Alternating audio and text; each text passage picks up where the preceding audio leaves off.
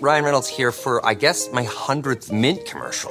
No, don't. I mean, honestly, when I started this, I thought I only have to do like 4 of these. I mean, it's unlimited premium wireless for $15 a month. How are there still people paying 2 or 3 times that much? I'm sorry, I shouldn't be victim blaming here. Give it a try at mintmobile.com/save. Whenever you're ready. $45 upfront payment equivalent to $15 per month. New customers on first 3-month plan only. Taxes and fees extra. Speed slower above 40 gigabytes. See details. How would you like a 15% discount to my daily email, the stack of stuff, the show notes, discounts to the conference, all of that? All you need to do is text the word show to 33777. You'll get the annual subscription with a 15% discount to my daily email. You'll get the stack of stuff, the links to the show notes, discounts to the conference, and so much more. All you have to do is text the word show, SHOW, to 33777. Text show to 33777.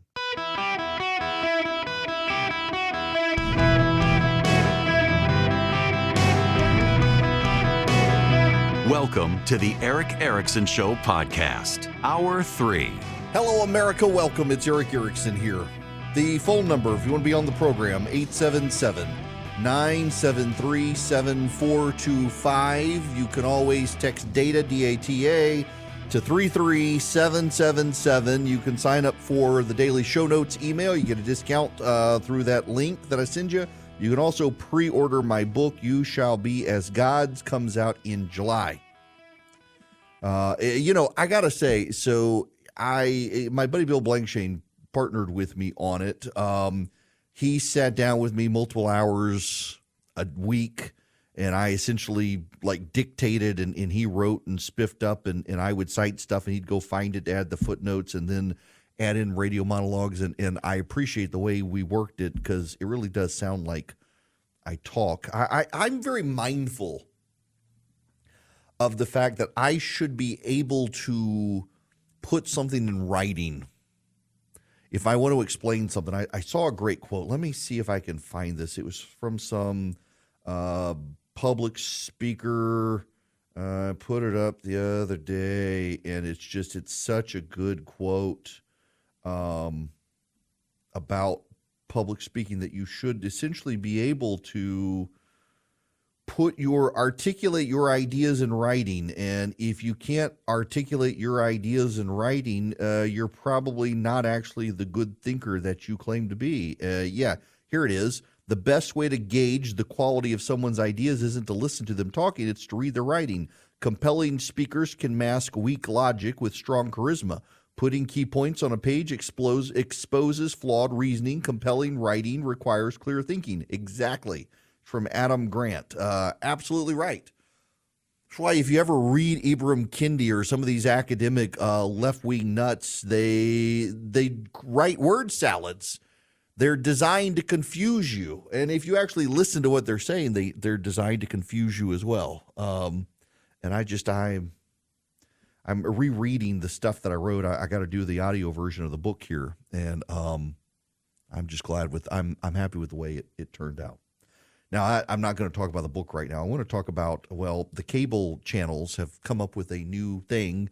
Let's call it cable. The Super Bowl is coming up on Sunday.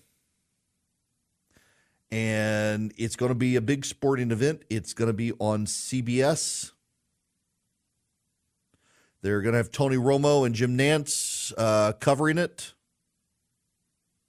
And I will watch it on my front porch. I'm figuring out the menu. I'm going to do my steak sliders that everybody likes.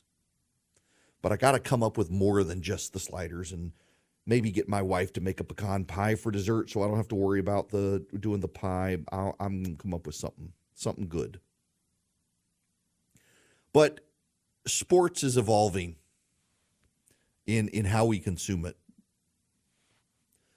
One of the great things with sports in this country, for the most part, is that people kind of rally around it. It's been interesting to watch the evolution and bounce back of the NFL over the last number of years. For all I've never been a basketball fan.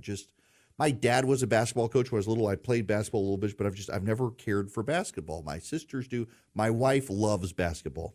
My wife will, when we go on our spring break Typically, it's at the very end of March, at the end of March Madness, and my wife and her dad will pile on the couch and they'll watch nonstop basketball. And I would rather watch the grass grow than watch basketball. I don't care for it. I never have. Despite family ties to the game, it's just I would rather watch baseball. I'd rather watch soccer. God help me, I'd rather watch soccer. Hockey. Philip got me into watching hockey. I sat out in my hot tub last night, thank you, Georgia Spa Company, till after, very late watching.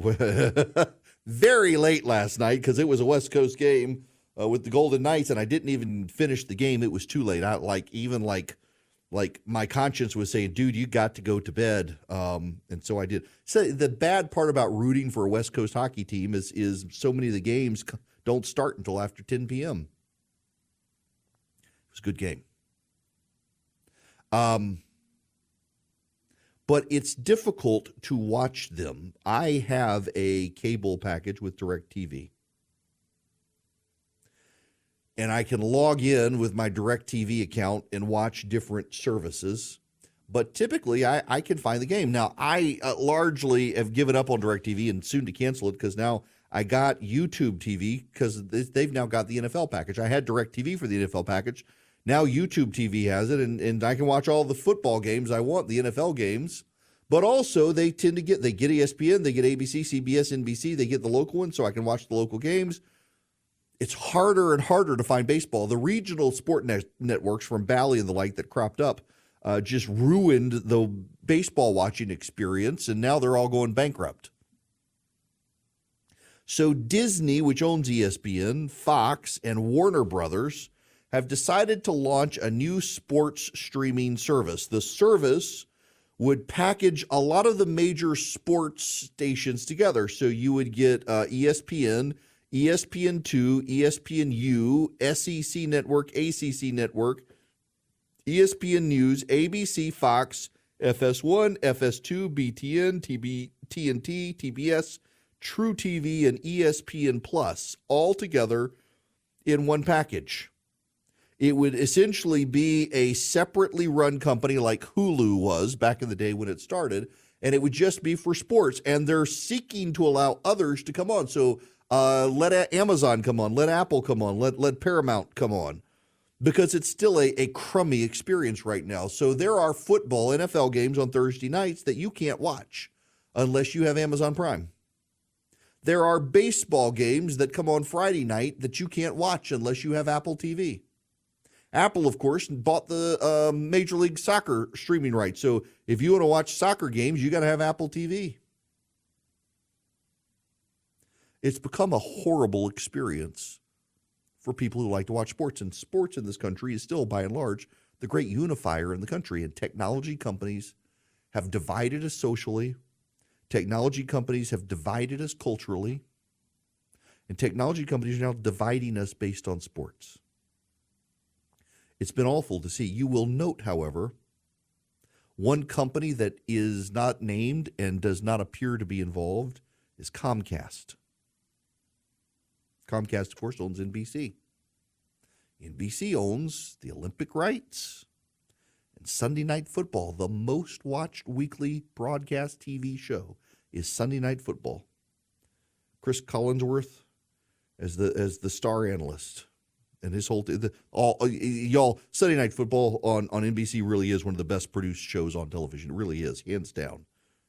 And they're not involved thus far. And this is a problem overall. And listen, I'm not a big sports ball guy. I like to watch football with friends. I like to go to baseball games. The experience, if you've never been to the Southeast to a Braves game, all football games, the Cubs Stadium, Wrigley Field is phenomenal. I love going to Wrigley Field. But hands down, Liberty Media constructing the Braves Stadium at the Battery in Atlanta is one of the best venues for baseball in America because the entire design of the Battery in Atlanta is designed for you to go have a good time, enjoy a meal, a cigar, shoot pool, whatever you want to do, and maybe go take in a baseball game. As long as the Braves are moderately competitive, Liberty Media makes a ton of money off just the real estate and the restaurant sales and things like that. It was so well done. It's a fun place to go, even when there's not a baseball game. But when a baseball game, it's crowded. The crowds are fun. You go to the Burn by Rocky Patel, have a cigar, go to the Braves game. A lot of the local craft beer breweries have partnered up there. It's a fun place to go watch a baseball game. And baseball is the least fun part of the experience. I would much rather go sit and watch a baseball game than watch it on TV. Although now with the pitch clock, baseball games on TV are more fun to watch. And then there's golf. Now, golf is an acquired TV habit, I realize, because not everybody likes to watch golf. I like to play golf. I've missed some days. I prioritized family time in the past week than golf time. I don't resent my family for it, but I probably should. The weather was great until it started raining the other day. I'm a terrible golfer, but I like to play, and I've started watching it. And so we don't have CBS and Paramount involved in this yet, but rumors are they might be coming. And maybe, just maybe, perhaps, we can get all of them back together again. Because right now, if you've got a cable TV subscription, you can get most or all of these channels. But if you don't, you struggle to watch sports in this country. And it is the problem with, it's not really the cable companies, but these tech companies that got so wealthy, they could buy up rights because they wanted to stream them on their apps. And it really has actually, I think, ultimately been a terrible thing for our culture. I love Apple. I got Apple products. I'm looking at my MacBook Pro. I've got my iPhone here. I got my Apple Watch. I got my 2 Apple monitors here. At home, I got my Apple Vision Pro. I got my AirPods somewhere and my iPad somewhere. And my kids have iPads. My wife's got a MacBook Pro. I mean, we're an Apple household. That's why I had to go use Vision computers to get my son a gaming PC, because I used to be able to program Windows. I used to build Windows PCs back in the day, and now it's just I've gone so far down the Apple hole. I needed to rely on Vision for the PCs. I like Apple stuff, but Apple they brought out the iPhone. It just separated the world into blue and green chat bubbles and people who stare at their phone and don't. It changed the world, and now the Apple Vision Pro putting the headset on. But all of these companies together, the major tech companies, the cable channel companies that became technology companies, they have really ruined our ability to have community around sports because it's so broken in the system. And if this effort can bring it back together, that's fine. But I find it hilarious that these cable companies are essentially bringing back cable TV in a streaming service, much like they did with Hulu, combining ABC, Fox, and NBC Universal. And the entire viewing experience is worse. Now, there is some hope. I will tell you, I had an amazing experience the other night. So it was the Pro-Am. Wyndham Clark, gosh, that guy, he's phenomenally nice, just a super nice guy. It's good to see good people succeed. But I put on that Apple Vision Pro the other night, and I was blown away. I got to stand on the 7th hole at Pebble Beach and watch the players play. I was there on the green. You could hear the ocean in the background and watch the players play. It was an experience with the PGA app on the Apple Vision. I could see the balls coming down. They had tracers to see the arcs, to see where they landed. I got to watch them putt. And it was all right there. I'm standing in my living room, and everywhere I look, I'm surrounded. I'm on the green. I'm looking out at the ocean. I'm looking up to the tee box. It was incredible. It was an incredible experience. You see the future there. I rewatched the World Series, the first game of the World Series. I stood behind home plate and watched the pitcher pitch and the batter bat, and got to see how the balls came in and see it from the view of the umpire. It was an incredible experience. You can see how these sorts of headsets will change our viewing experience. But then also, I was alone. Couldn't share it with my family. They had to have a headset. It was an isolating experience. It was made for a great sporting experience, but it was isolating. And what these tech companies have done with the way they've handled sports and the way they've handled technology is they have exacerbated the isolation that our communities are suffering, that you and I are suffering. We are more and more isolated, chained to devices to get the experience we used to all be able to have communally in front of a TV screen. And that's not healthy for any of us. It's not healthy for us. It's not mentally healthy for us. It's not good for our society. It breaks down the opportunity for the water cooler chats on the things we were watching on TV. It's just all of it a mess. So it's good to see they're trying to undo the mess and put stuff back together. But there is this thing a lot of people have called cable that already fixes the mess. And I just don't know that they're going to be able to actually fix what they've already broken. It would be nice, though, to be able to have one app where I can get all the sporting events. But then that still leaves that one terrible problem. Beginning about the end of January into February, the NFL goes away, and there's no sport to watch on Sunday night. They need to, I guess, advance that new football league and bring it sooner. I don't know, but the moment the Super Bowl ends on a Sunday night on my front porch, we're like, guys, what do we want to watch? Well, let's just watch old repeats of the Special Olympics. At least that's something. I find this very, very funny. I do, and some of you will get mad at me because I know the sensitivities of people these days. So it turns out that Donald Trump has more than $5 million of Anheuser-Busch stock in his portfolio. So he comes out yesterday and says, it's time to stop the boycott of Bud Light. Now, you should know one of the big Anheuser-Busch executives is doing a big fundraiser for him, too. So before this fundraiser, he comes out and says, go back to drinking Bud Light, folks. And then, of all people, Caitlyn Jenner, Bruce, comes out and echoes Trump and says, yes, stop boycotting Bud Light. And what is hilarious is the number of Trump supporters on social media who say, well, he says it's safe to get back into Bud Light. I'm going to buy a case of beer. Now, I totally believe in forgiveness, and I don't actively encourage boycotts, but a lot of these people do. What has Anheuser-Busch done? Have they said they were sorry? Have they acknowledged that they shouldn't have spent that money with that trans activist to rub it in your nose? Have they apologized for their head of marketing, saying they wanted to change the demographic of people who consume Bud Light because they were kind of embarrassed, but they hadn't done anything? But one of them's holding the fundraiser for Trump, so it's safe to go back to Bud Light now.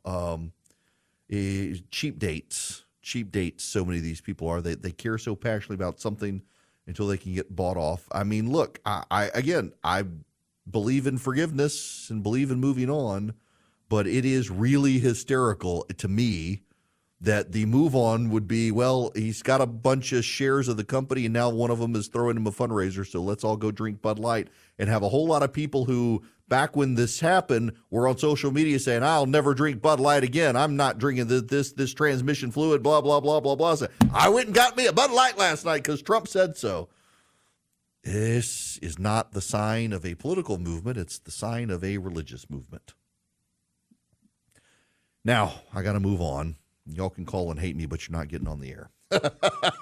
10 regional banks have had their credit downgraded. Have y'all heard about the regional banking crisis that's coming? The New York Community Bank now and others, they made a lot of loans in commercial real estate that are now collapsing, and a lot of regional bank troubles are coming in this country, it seems. Swiss America wants to educate you and help you protect your hard-earned assets now. You can read their report, The Secret War on Cash. You can get a free copy by calling or texting 800-289-2646 and mentioning my name. Full name, Eric Erickson. You call or text my name, Eric Erickson, to 800-289-2646. You know that War on Cash includes digital forms of currency. It is spreading daily. Janet Yellen was blasting crypto yesterday in Congress. You can call 800-289-2646, or you can go to SwissAmerica.com/Eric. SwissAmerica.com/ERICK. Real easy to do that, or just text my name, Eric Erickson, to 800-289-2646, 800-289-2646. Message and data rates may apply. Hello there. Welcome. It is Eric Erickson here. The phone number 877-973-7425 if you want to be on the program. By now, you undoubtedly know about the, well, to put it politely, poop show on the floor of the House of Representatives last night. The Democrats pulled the trigger. Look, I got to hand it to the Democrats. It was kind of funny. So Republicans did a head count in the House of Representatives last night. They thought they had the votes to impeach Secretary Mayorkas and pass an Israel funding bill. Steve Scalise is out. They've got, I think, what's his name from Kentucky? Rogers, is it? He's been out recovering from a car wreck. Their numbers are low. They needed one more Republican on the floor of the House last night, except they did a head count. And they had all the Democrats. And so they knew they had the numbers.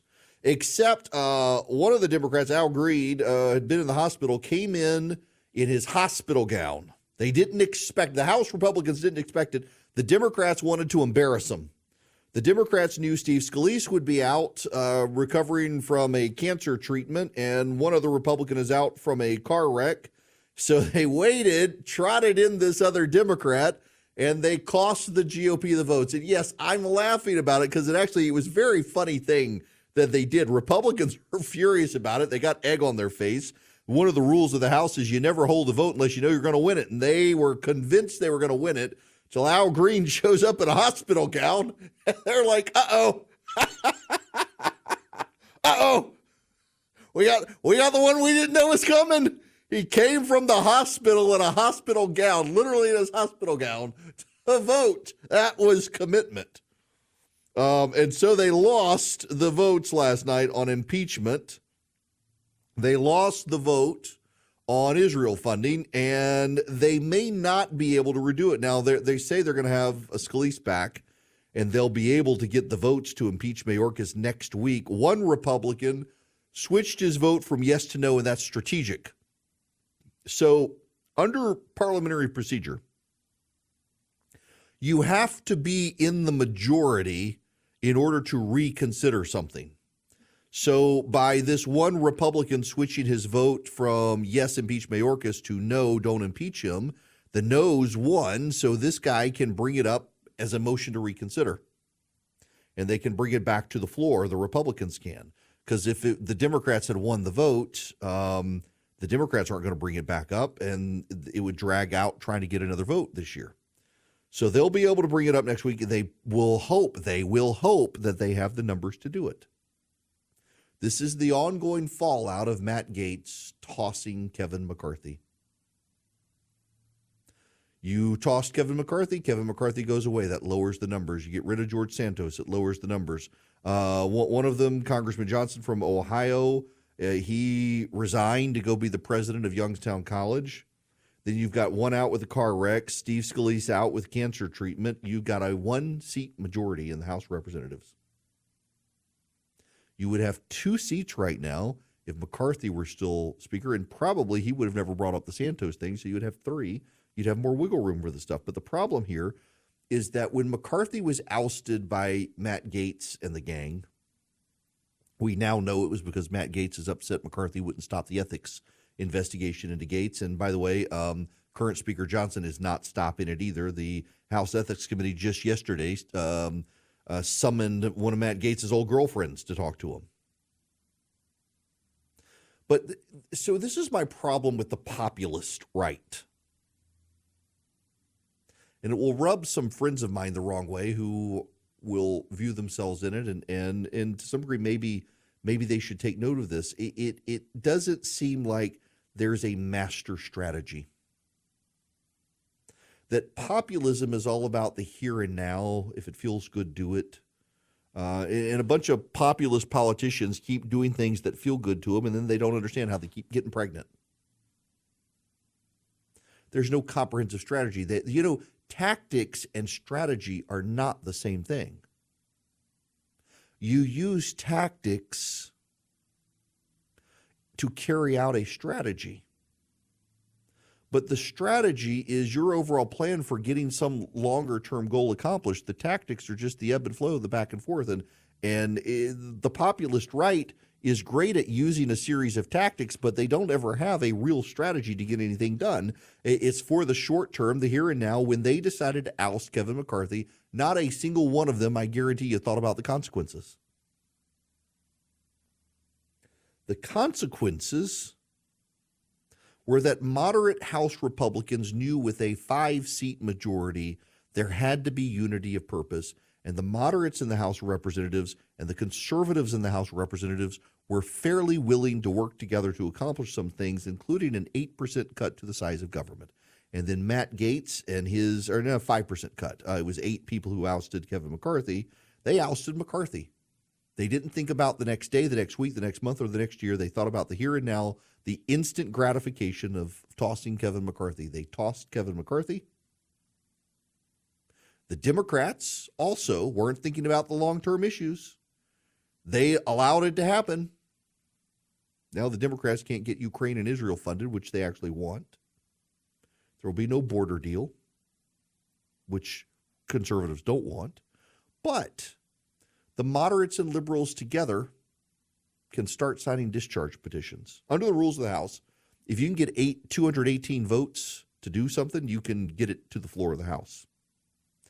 And the moderates no longer trust any of the conservatives or the populists. And I'm being very distinctual here between the conservatives and the populists, because the conservatives, like Chip Roy, wants to roll back the size and scope of government, wants to secure the border, wants to get our fiscal house in order, and then there are the populists who they really don't have a master plan. It's just whatever Trump wants.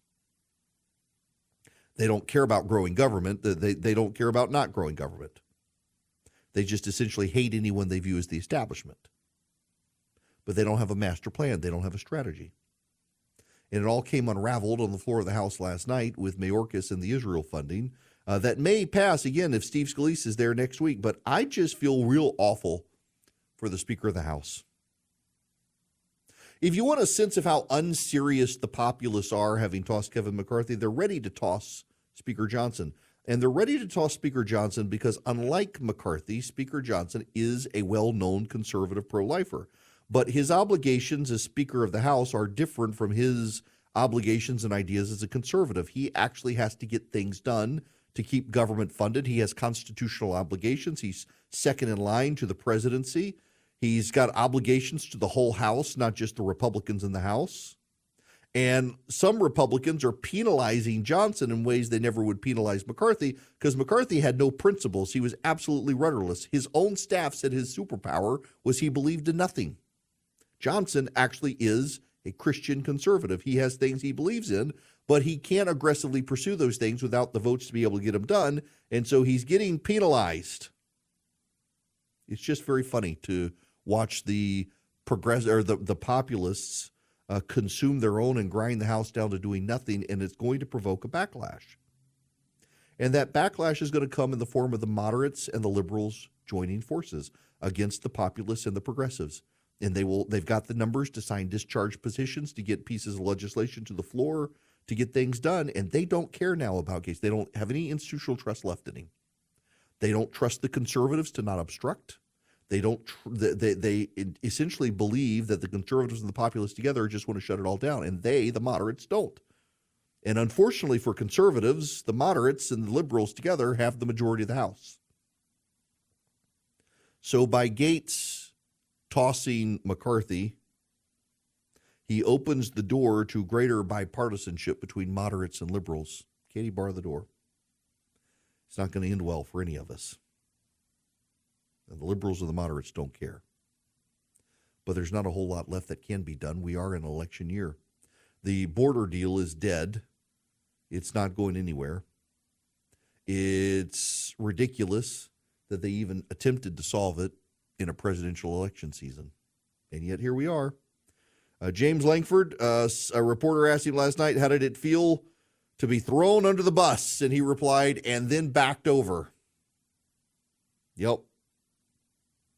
Langford says he had a popular commentator that told him flat out, if you try to move a bill that solves the border crisis during the presidential year, I will do everything I can to destroy you, because I do not want you to solve this during the presidential election. He might be talking about Trump. I don't know. But it's true, though. Conservatives want to run on the issue. But honestly, the legislation itself has flaws. But it's not going to pass that. The House of Representatives can't pass Israel funding. They can't impeach Mayorkas. The House of Representatives cannot get anything done right now. I would call it a clown show, but that would be disrespectful to clowns. And I don't blame the Speaker of the House. That unfortunate man rose to the occasion to be put in that job because no one else could get the votes, and everybody is attacking the guy. They're attacking him for not living up to his potential. They're attacking him for not being conservative enough. They're attacking him for being over his head. They're attacking him for every single thing. And the reality is he's got a one-seat majority in the House of Representatives. There is not a lot that Speaker Johnson can do. Not a lot at all. But he's made the best of it. And it's great to finally have a pro-life Speaker of the House who has some principles and integrity, who knows where lines can and shouldn't be drawn. And we should be wishing this guy well instead of trying to defeat him. He's not the bad guy. He's not the enemy. He's a conservative Trump supporter from Louisiana who you would think that all those guys would want a guy like that there. But everyone is trying to undermine him at every opportunity now. He's in a very unfortunate position. So much so that he got 2 black eyes yesterday with the Mayorkas vote and the Israel vote, and it was stunning that he stood there at the speaker's chair and announced that lost vote that he put up. Normally, the Speaker of the House does not announce when his vote loses. They send somebody else up there to do it. But he did it. And a lot of people last night were like, well, this is disarray. You'd never allow the Speaker to do it. And the Speaker's like, nope, my vote, I did it. I'm going to do it. Good for him. He owned the situation. The problem is that the guys who ousted McCarthy, like Matt Gaetz and the other Nancy Mason, them, they never want to own up to the fact that we are now reaping what they sowed with the ouster of McCarthy. You can't get the Secretary of Homeland Security impeached when he should be impeached because they dwindled the numbers and burned everybody's goodwill and nobody wants to work with it anymore. That is the consequence of what's happened in Washington, D.C. It is the consequence of Matt Gaetz deciding he needed to oust Speaker McCarthy at that time, and neither he nor Mace nor any of you who supported it are willing to acknowledge that fact, but it's the God's honest truth. You want to know why the House of Representatives is in disarray? Because Matt Gaetz decided to deploy a bunch of tactics without ever contemplating a strategy or a long-term situation by ousting Kevin McCarthy. And now one of the things he wanted, ousting the Secretary of Homeland Security, they don't have the votes to do it. All because Matt Gaetz wanted instant gratification. Had they listened to like smart conservatives who could plot this stuff out and see like 2 steps ahead, like Americans for Prosperity, for example, they would have never done that sort of nonsense. Americans for Prosperity is conservative strategy on the ground. They do tank, not a think tank. They go into the states doing the business of the conservative movement. And right now they are campaigning against Biden's LNG export ban. And it is an export ban. They're calling it a temporary pause. It's not. Remember, they said inflation was transitory too. It's a ban. It's going to wreck the economy. It's going to enrich China, Qatar, Russia, and other groups. It's a horrible thing. And Americans for Prosperity is raising the alarm on it and fighting back against it around the country, educating people how they can take action. They want you to take action. They want you to be a part of their army of activists. You go to americansforprosperity.org/Eric. You sign up today. There are over 4 million people who work with Americans for Prosperity around the country. americansforprosperity.org/Eric. You learn how to make persuasive cases to your neighbors, to your local government, to your state government. You get the best facts, the best figures, the best briefing so that you're the smartest guy in the room when it comes time to make a principled argument for limited government and the free market. americansforprosperity.org/Eric. Go sign up with them today. Be a part of a great conservative operation. Greetings, welcome. It's Eric Erickson here. The phone number 877-973-7425, except it's too late.